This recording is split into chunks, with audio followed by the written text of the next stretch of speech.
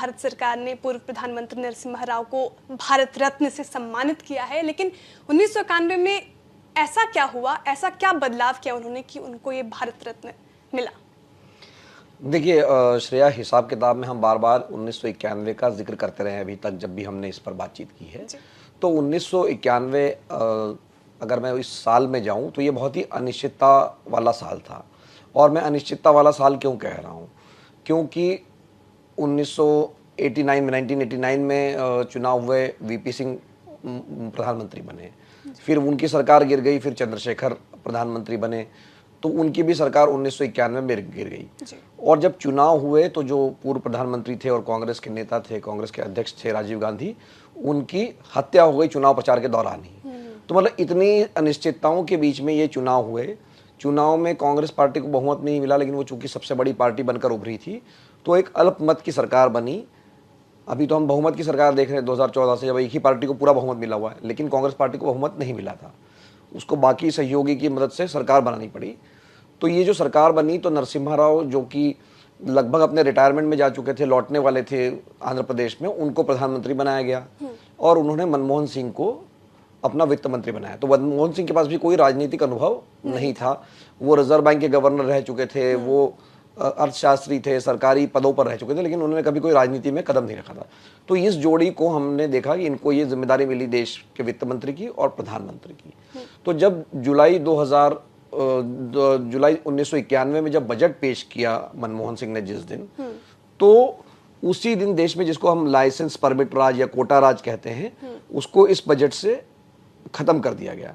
और ये मानते हैं बहुत सारे लोग कि देश को जैसे 1947 में आज़ादी मिली थी हमको, तो जो हमको आर्थिक आज़ादी मिलने की शुरुआत हुई वो जुलाई 1991 में जब ये मनमोहन सिंह ने बजट पेश किया या नरसिम्हा राव सरकार ने जो बड़े बदलाव लाए, उसके बाद से ये हमें आर्थिक आज़ादी 1991 में जाके मिली। लेकिन जैसे मैंने कहा, ये बहुत ही अनिश्चितताओं वाला साल था और उसमें ही ये फैसले, बड़े फैसले लिए, और ये सिर्फ मार्केट को ही नहीं बदला, इसने पूरे देश को बदल डाला। सर, अनिश्चितता वाला साल क्यों था? ये हालात कैसे पैदा हुए सर 1991? नहीं, तो एक तो राजनीतिक अनिश्चितताओं की मैंने बात की, जैसे कि भाई अगर आप सोचिए कि 1984 में इंदिरा गांधी प्रधानमंत्री थी, उनकी हत्या कर दी गई, फिर उनके बेटे राजीव गांधी की हत्या कर दी गई, हालांकि वो उस समय प्रधानमंत्री नहीं थे। एक तो राजनीतिक अनिश्चितता थी, और जो आर्थिक अनिश्चितता थी वो ऐसी अनिश्चितता थी जब नरसिम्हा राव की सरकार बनी थी कि हमारे देश में जो विदेशी मुद्रा भंडार है, विदेशी मुद्रा भंडार क्या होता है कि हमारे पास डॉलर्स होते हैं हमारे देश में, तो वो डॉलर से हम विदेश में जो चीज़ें खरीदनी होती है उसका हम बिल पे करते हैं। तो हमको पेट्रोल लेना है या हमको कोई भी सामान का आयात करना है, तो उसके लिए जो हम पैसे चुकाते हैं वो विदेशी मुद्रा में चुकाते हैं। तो वो इतना खाली हो चुका था कि सिर्फ 3 हफ्ते का हमारे पास विदेशी मुद्रा भंडार बचा हुआ था। यानी अगर वो उसको और भरा नहीं जाता तो हो सकता है कि देश में पेट्रोल खरीदने के पैसे नहीं होते। जैसे आपको याद होगा कि अभी श्रीलंका में पिछले साल ये हालात हो गए थे कि उनके पास पेट्रोल लाने के लिए भी पैसे नहीं बचे।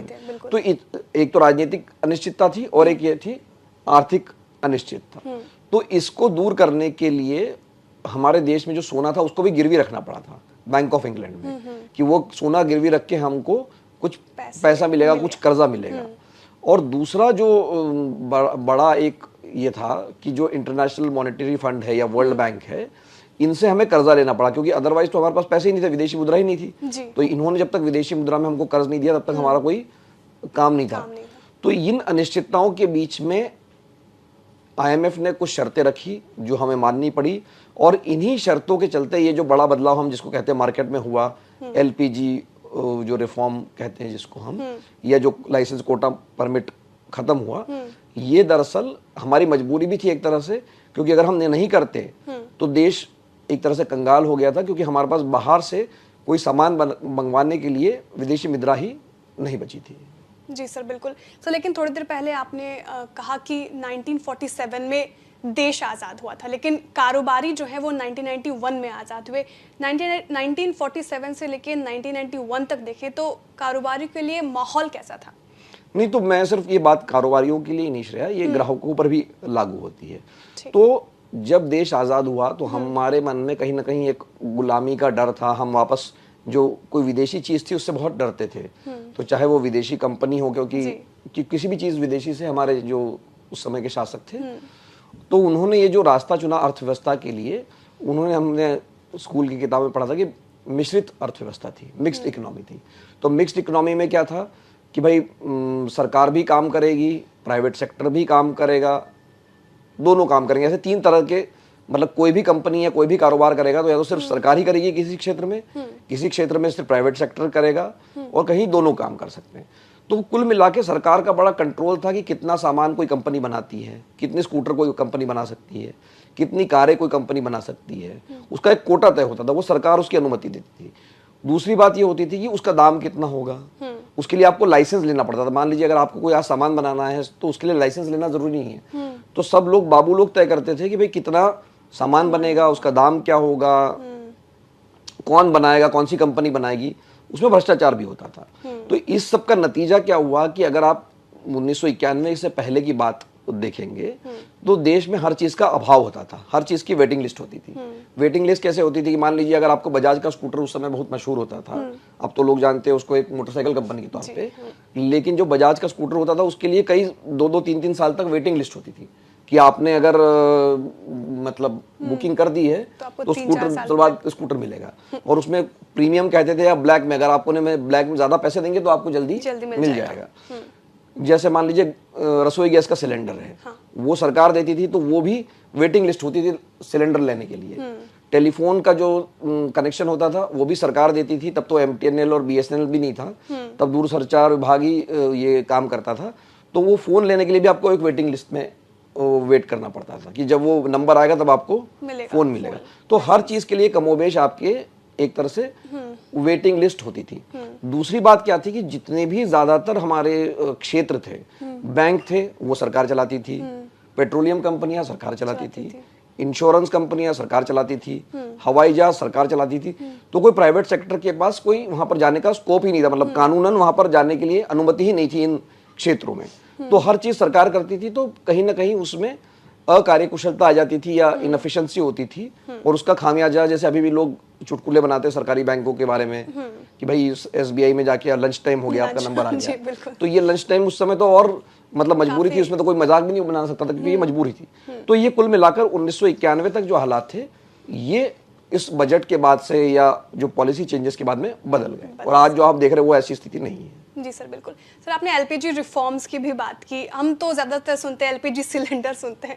सर, आपने अपने हिसाब किताब के लेख में भी LPG का जिक्र किया, वो मैं चाहती हूँ कि एक बार दर्शकों को समझाएं कि LPG क्या है।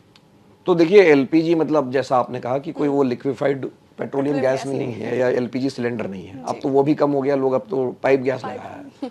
तो पॉइंट ये है कि LPG का मतलब ये हुआ कि लिबरलाइजेशन मतलब उदारीकरण, L के लिए, P मतलब प्राइवेटाइजेशन, और G मतलब ग्लोबलाइजेशन। तो ये LPG का फुल फॉर्म हुआ एक तरह से। तो लिबरलाइजेशन इस तरह से हुआ कि भाई जो सरकार हर सेक्टर में सिर्फ सरकार घुसी हुई थी हर कारोबार में, तो सरकार ने एक तो ये तय किया अपनी इंडस्ट्रियल पॉलिसी में कि हमारे जो 4 सेंसिटिव सेक्टर्स हैं उनके अलावा हम, जैसे एटॉमिक एनर्जी हुए या डिफेंस हुए, इसके अलावा हम बाकी सभी क्षेत्रों में प्राइवेट सेक्टर को आने की आज़ादी होगी, उनको किसी लाइसेंस की जरूरत नहीं होगी, कोई परमिट नहीं लेना पड़ेगा। तो इसके बाद में एक तरह से जो भारत का प्राइवेट सेक्टर था उसको एक आज़ादी मिल गई, जो भारत के कारोबारी थे, कि वो किसी भी क्षेत्र में जहां भी उनको ठीक लगे वो जा सकते थे। तो एक तो ये लिबरलाइजेशन का मतलब उदारीकरण किया गया, जो सरकार की पक्की पकड़ थी उसको थोड़ा ढीला किया, खोला गया उसको। तो ये एक बड़ा बदलाव हुआ जिसको आप कह सकते हैं कि जिसके वजह से आज इतनी सारी कंपनियां, हर क्षेत्र में कंपटीशन है। तो ये उस लिबरलाइजेशन का ही परिणाम था। दूसरी बात हुई प्राइवेटाइजेशन। तो प्राइवेटाइजेशन का मतलब मैंने जैसे कहा ना आपसे कि हर चीज सरकार ही करती थी। बैंक सरकार चलाती थी, एयरलाइन सरकार चलाती थी, इंश्योरेंस कंपनी चलाती थी, पेट्रोलियम चलाती थी। तो सरकार ने इन, अभी भी देश में करीब 250 सरकारी कंपनियां हैं, लेकिन अब इसकी सारी, जरूरी नहीं कि हर कंपनी की जो मालिक है सरकार है, उन्होंने जो स्टेक सेल कर दिया, अपना शेयर बेच दिए। मतलब जैसे LIC तो अभी हुआ जाके देखा, लेकिन जितने भी बैंक है, SBI है और भी तमाम तरह के बैंक है, इसमें सरकार ने अपने पास अभी भी मेजोरिटी शेयर होल्डिंग रखी हुई है, लेकिन उनको बेचा हुआ। तो एक तरह से प्राइवेटाइजेशन शुरू हुआ कि सरकार को कारोबार नहीं करना चाहिए, सरकार जो है ऐसा माहौल बना जिसमें कारोबार हो सके, लेकिन सरकार को खुद काम धंधा नहीं करना चाहिए, तो इसलिए सरकार ने प्राइवेटाइजेशन करना शुरू किया। और मैंने जैसे लिखा भी था कि सरकार ब्रेड भी बनाती थी, मॉडर्न ब्रेड नाम का एक आती थी, अगर आप लोगों को याद हो। फिर बाद में वो कंपनी खैर हिंदुस्तान लीवर को बेच दी गई, फिर वो भी शायद अब मुझे पता नहीं किस स्थिति में है, लेकिन सरकार ब्रेड भी बनाती थी, सरकार हवाई जहाज भी चलाती थी, तो सरकार सभी करती थी, सभी लोग सभी चीजें करती थी। तो ये प्राइवेटाइजेशन करना पड़ा, किया गया बल्कि। और तीसरी चीज थी ग्लोबलाइजेशन। तो पहले जैसे मैंने कहा ना कि हमारे अंदर एक डर था, हमारे अंदर का डर था कि हमको विदेशी अगर कोई यहाँ आ जाएंगे तो हम पिछड़ जाएंगे, हम गुलाम हो जाएंगे। तो ये बात जो ग्लोबलाइजेशन, मतलब हमने अपने देश के जो दरवाजे हैं वो विदेशी कारोबार के लिए खोल दिए, कि वो हम भी अपना माल एक्सपोर्ट करते, तो उसके लिए भी पहले बहुत रिस्ट्रिक्शंस होती थी कि आप सामान बाहर नहीं भेज सकते, या कोई सामान आप विदेश से मंगवाते थे तो उसमें भी बहुत सारी रिस्ट्रिक्शंस होते थे। तो ये रिस्ट्रिक्शंस बेसिकली हटा दिए गए ग्लोबलाइजेशन के बाद, और भारत ने तरह तरह के जो ट्रेड समझौते हैं दुनिया भर के देशों में या वर्ल्ड ट्रेड ऑर्गेनाइजेशन के, वो समझौते किए। तो ये कुल मिला के LPG रिफॉर्म जो है, ये 3 रिफॉर्म नरसिम्हा राव और मनमोहन सिंह की जोड़ी ने किए। और उस समय लोगों ने, लेफ्ट की पार्टियों ने या और दलों ने इसको काफी विरोध भी किया कि देश बिक गया, फिर से गुलाम हो जाएगा, हम पता नहीं क्या होगा। लेकिन अगर आप मुड़ के देखते हैं तो उसी ने आज हमारा देश बदल दिया है। बिल्कुल सर, बहुत अच्छी तरीके से आपने ये पूरा LPG समझाया, कैसे लाइसेंस राज खत्म हुआ, प्राइवेटाइजेशन का क्या असर पड़ा। लेकिन सर शेयर बाजार के लिहाज से समझाइए कि ये शेयर बाजार के लिए कितना बड़ा बदलाव था। नहीं, देखिए, पहली बात तो ये है कि शेयर बाजार पहले सिर्फ उन्हीं लोगों के लिए था जिनके पास पैसे थे, ये बहुत सिर्फ अमीर लोगों के लिए था। तो मैं बिल्कुल, अगर एक बदलाव तो मैं आपको ये बता दूं कि पहले जब शेयर बाजार में कारोबार होता था तो वो जो उसको दलाल स्ट्रीट कहते हैं, या जो BSE की बिल्डिंग है, उसकी आपने अगर फोटो देखी होगी, या जैसे आपने कहा कि हर्षद मेहता का जो वेब सीरीज है उसमें देखा होगा, तो वो एक हॉल में ट्रेडिंग होती थी। मतलब ट्रेडिंग मतलब लोग चिल्लाते थे, जैसे आपस में मंडी में जाकर आप सौदे करते हैं कि मुझे रिलायंस का शेयर बेचना है, तो मैं अपना भाव बताता था और आप अपना भाव बताती थी, अगर आपको पसंद आया तो हमने पर्ची एक्सचेंज कर ली और हमारा काम होता था। तो पहली बात तो ये जो फिजिकल ट्रेडिंग होती थी, और दूसरी बात क्या होती थी, उसमें काफी घोटाले भी होते थे। कई बार बोगस सर्टिफिकेट आपको किसी ने थमा दिया, तो आपने पैसे तो दे दिए लेकिन शेयर सर्टिफिकेट ही मिला ही नहीं, असली नहीं था, नकली था, जो भी था। तो कुल मिला के ये जो सारी जो ट्रेडिंग है, अगर शेयर बाजार में बड़ा बदलाव ये आ गया कि सब कुछ ऑनलाइन हो गया, ट्रेडिंग भी ऑनलाइन हो गई। आप जो है, पहले क्या होता था कि अगर आपको शेयर बाजार में कारोबार करना है तो वहां फिजिकली जाना पड़ता था, और सबसे बड़ा बाजार मुंबई में था, तो मुंबई से ही होता था। तो उसके बाद NSE बना, नेशनल स्टॉक एक्सचेंज बना। बाकी पहले वैसे कानपुर में, दिल्ली में, इंदौर में, यहाँ सब जगह शेयर बाजार थे, लेकिन आप बिना बाजार में जाए कारोबार नहीं कर सकते थे। तो अब एक बड़ा बदलाव ये हो गया कि आप अपने घर बैठकर भी ट्रेडिंग कर सकते हैं। दूसरा जो बदलाव अगर आप देखेंगे तो ये हुआ कि जो घर बैठे ट्रेडिंग हो गई, और जो फिजिकल शेयर्स होते थे वो अब सारा कुछ आपका डिपॉजिटरी में चला गया। मतलब आपकी जो भी शेयर होते हैं जैसे सब आपको एक क्लिक पे फोन में मिल जाते हैं। वो पहले ये होता था कि वो सर्टिफिकेट दिखाना पड़ता था, सर्टिफिकेट खो जाएंगे तो क्या होगा। तो ये भी एक बड़ा बदलाव है। तीसरा जो बड़ा बदलाव ये आया कि विदेशी निवेशक जो थे उनको आने की मंजूरी शेयर बाजार में नहीं थी, तो वो विदेशी निवेशकों के लिए भी दरवाजे खोले गए, उन्होंने भी भारत में पैसे लगाए, उसका फायदा हमारे बाजार को हुआ और अभी हो रहा है। एक और जो बदलाव आया, पहले एक ये होता था कि पहले अगर आप IPO निकालने जा रहे हैं तो सरकार, जैसे मैंने कहा ना कि जैसे वो स्कूटर का भाव तय करते थे, तो वैसे ही वो IPO का भी भाव तय करते थे। सरकार का जो एक कंपनी होती थी, वो कॉर्पोरेशन था, वो तय करता था। तो वो भी एक हट गया कि भाई अब आप मार्केट विल डिसाइड कि आपकी दाम क्या है। और सेबी जो संस्था है ये 1992 में बनी, जब उसी समय हर्षद मेहता का भी स्टॉक स्कैम हुआ था। लेकिन सिक्योरिटी मार्केट या शेयर मार्केट के लिए जो रेगुलेटर था ये भी 1991 के बदलाव के बाद ही बना। तो कुल मिला के मतलब बहुत ही आमूलचूल परिवर्तन आ गया कि आप कहीं से भी ट्रेडिंग कर सकते हैं, घर बैठे भी कर सकते हैं। विदेशी निवेशक आ गए तो उसमें उसका ये भी बना। और अगर मुझे सिर्फ एक ही आंकड़ा अगर आपको बताना है कि जो BSE सेंसेक्स आप बताते कि आज इतना बढ़ गया, आज उतना बढ़ गया, तो ये 1991 में ये 1900 पॉइंट पे था और अभी ये 72,000 से ऊपर है।